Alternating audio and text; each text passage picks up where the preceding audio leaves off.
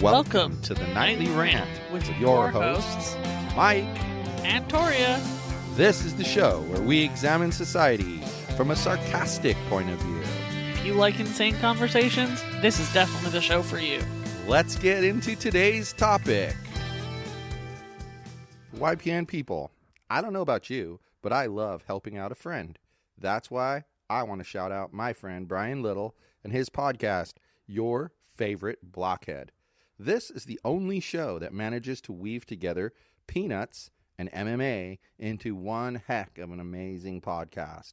You can find Your Favorite Blockhead wherever your favorite podcasts reside and at yourfavoriteblockhead.com. Do me a huge favor and listen to Brian's show. You'll be entertained and you'll help out a friend. Now, as I said, let's get into today's topic. So I came home, I put my key in the door, and my key wouldn't go in the door. What the heck, man? Well, this time it's because I put the wrong key in the door. But I first thought that someone changed the locks. And then I realized why I was thinking about people changing locks, because you had just told me a crazy lunatic story up that alley. So why don't you tell our listeners about the story that you told me about? Just picture this, people. You own an apartment in New York, a couple of blocks from Central Park. Now, anybody who knows anything about New York knows that all those apartment buildings are super old. They've been there since the dawn of time. So they're a little quirky. So this apartment that you own, the lock is quirky. You have to pull the key out about 1/8 of an inch and then turn it to make it work. So you tell all your guests this in the check-in instructions. All right. All good, right? Do they read those instructions? They're supposed to. How do you know they do? Well, because the code to get into the lockbox where they got the key from is in the check-in instructions, one line above. Yeah, it should be the last thing on the page. So, anyway, all of that. All right. So these people, they get there, they jam the key all the way in, and it won't open. So rather than contacting the Airbnb host, they decide they're going to call a locksmith and have the locks changed.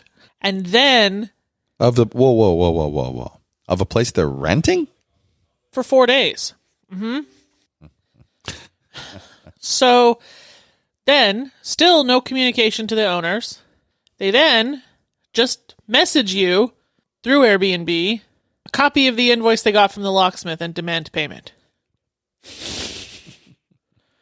Yeah, because you should pay because they didn't bother to contact you and give you a chance to fix it. Exactly. That was pretty much what was said to these people. I mean, your bro, whoever your maintenance man is in that area, could have fixed the lock. I could change a lock. You don't actually need a locksmith because you could go buy the damn lock at Home Depot and put a new lock in. It's simple. So because the owner of this building is actually kind of a fascist, he gets kind of pissy if you don't use his people to do the things. Oh, God. Oh, that's a thing. But, so then, these people stay for their 5 days, all the while bitching at us over a message that we need to pay them for the lock invoice. And then, what do these people do? They don't leave the keys for the new locks. So then, we had to get the building owner's locksmith, who is not cheap, to come in, change the locks. It cost $1,000 because these people couldn't pull the key out 1/8 of an inch. Well, it cost the owner $500, but yeah. Why can't the owner go back to Airbnb and be like, yo, these dumbasses did this and then took the keys with them? The owner is actively fighting with Airbnb to make them pay for it. Because it seems to me like that would be a violation of their terms of service. You can't bring the key with you when you leave. Well, we charge people who steal our keys. I don't see how this is any different.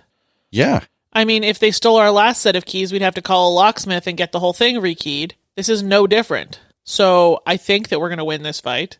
But these people, I hope that they're listening right now because they are giant asshats, and I would just like them to know that. They're like, what was his name from Newport Beach? The heck was that dude's name? Oh, Justin? No. What was this? I don't know, but if you've listened to all of our podcast episodes, you know about the dumbass from Newport Beach who wanted to get his reservation canceled because he drove past the wrong address and decided his Airbnb was an empty parking lot. Yeah. I wish I could remember what his name was, though, but that was that was like first 5 episodes or something like that. Yeah, that was such a long time ago. Back Holy a while. crap. I mean, this show's been around a while. It's been around a long while. Yeah.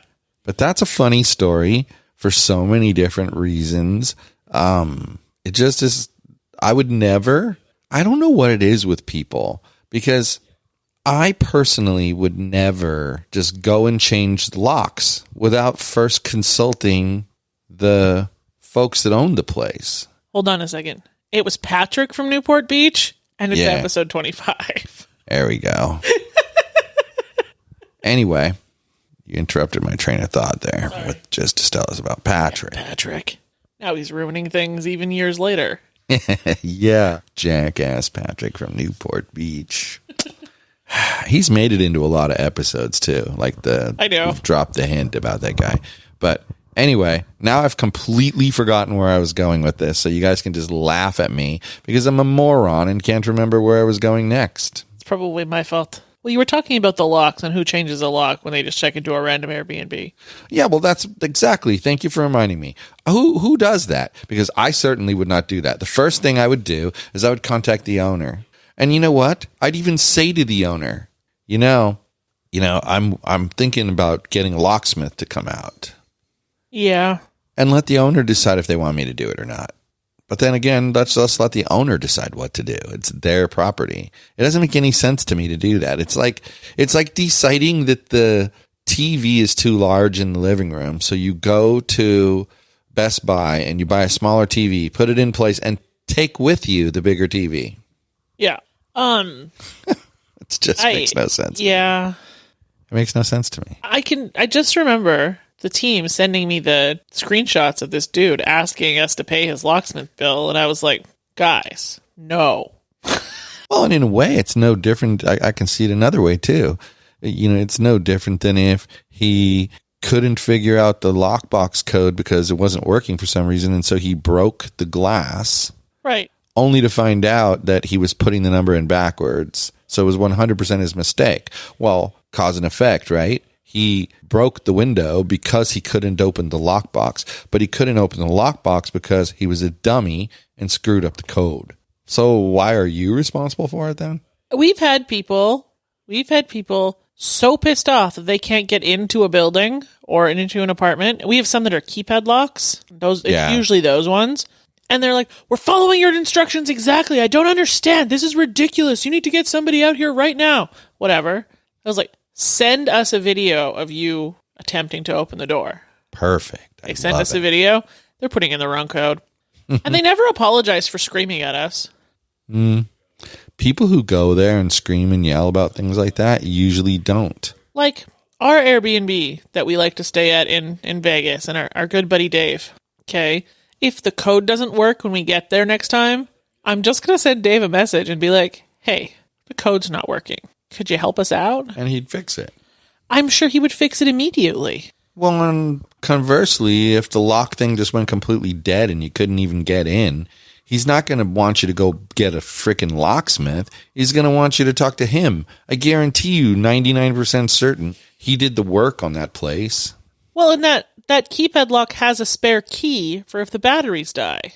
Yeah, and this is my point. Like, you don't need to go spend a bunch of money and then expect the dude to pay for it. If you made that choice, you were not authorized to make that choice. But if you made that choice, that's on you. And honestly, both of you could refuse to pay the bill. I think there's something about locksmiths are required to get proof that you reside there. So you'd have to show either a rental agreement. So like your Airbnb thing would be good enough. You'd have to show a rental agreement. Well, no, even that's not good enough. You have to own it, not rent it. But you have to show a rental agreement and you have to be the owner. And that's why when a lock has to get changed, the owner's representative has to be the one who's there to do it. It would be like us hating that mattress at the Airbnb we like in Vegas, going out and buying a new mattress and then sending the dude the bill. Yeah, that's a really good analogy. Like, no. Or changing the locks here where we live, but not giving them the key. Right. I mean, there's a reason why that's prohibited in your lease. It's just, I don't know. People do really stupid things, and they feel so entitled to do those things. It's beyond mind-boggling why people are the way they are. Yeah. But then there's good people in the world, So like, I always tell you, I have this theory that, Google listens into my damn phone conversations and these kind of conversations when the phone is around. And we had gone, what was it? December, right? We went for your birthday weekend, right? Yep. And we rechecked out the model and decided, yep, that's the one we want. And, of course, we've then spent a lot of time talking about it. And that was the time we flew, right? Yeah. Yeah, we flew. And so we had the rental Jeep. Anyway, came back home, and like almost right away, I saw a video of this realtor in Las Vegas going through the model that we like and going through the second model that we like. And he was really thorough, and like he would speak his mind. He didn't just go, like, one of them he went into, it had a window in the closet. And he mentioned, he goes, well, this is kind of stupid, because if you're going to use your closet for storage like everybody does, what are you going to do with this window here? You don't have any space now. If he had put a wall there, you could have had more clothes hanging there. Stuff like that. Like, he didn't hold back. And I really liked that about him. He didn't hold back. And so, I sent him an email. And as you know, sometimes when we send stupid emails, they don't get there for whatever reason. Who cares? Right. But anyway, for some reason today, I was like, he had mentioned in one of his videos about being represented by an agent in front of a new builder. And so I thought, let's ask him some questions. So I sent him a text message and I introduced myself, told him where I'd seen him from, and he called me. We had a really nice chat with him. And he gave a few alternate neighborhoods. Sorry, I didn't get a chance to send those to you because I went into my. It's okay. But I'll send them to you. But he gave a bunch of alternate neighborhoods. No hard sell on that at all, by the way. Just you know what? These are some things that are similar, so they might meet your needs as well. You might, be being too tunnel vision. I like that. I like that he kind of opened our mind a little bit, don't you? Yeah, and like to know what we're looking for and to just give us recommendations saves me so much research time. Yeah, it does, because he'll also be able to go based off of his knowledge of, showings in these places. I mean, one of the things that I've noticed that really good realtors do is they go, whenever there's an open house, they go to it because they want to see all of the available properties in their sales area. And it makes sense. That way, when someone calls and says, well, I'm looking for this and this and this, you're like, I know the perfect house. Let me bring you there. I think they're smart. I think real estate agents they do it smart. Yeah, good ones. Yeah, the good ones. But it was interesting. It was a great conversation, and I actually am looking really forward. When we go there again, we're going to meet with him. So more than likely by the time you hear this, we will have already met with him. But yeah, I'm looking forward to it. It's going to be fun. I'm pretty excited too. But I don't know what's going on with the zoo animals lately, because they're weird. Like, they're all doing things they don't normally do. It's so odd. Like harassing us while we podcast. Yeah, like what is this with this with the big kitty coming out all of a sudden in the middle of a show? It's crazy, people. It's just crazy. Oh, Torya kind of toyed with an idea that I'm going to mention to people, but we may start doing some of these live. And it was 300% joking. Well, you know what? It was fun. I put it on and people actually listened. I was shocked. But anyway, I suppose we have more to discuss. Anyway, maybe people will listen and give us sassy comments that I can make fun of while we podcast. I am down. See, that would be interesting. Anyway, it's getting late. And I'm kind of out of rant. On that note, good night, everyone. Hasta la bye-bye. Thank you for listening to the Nightly Rant.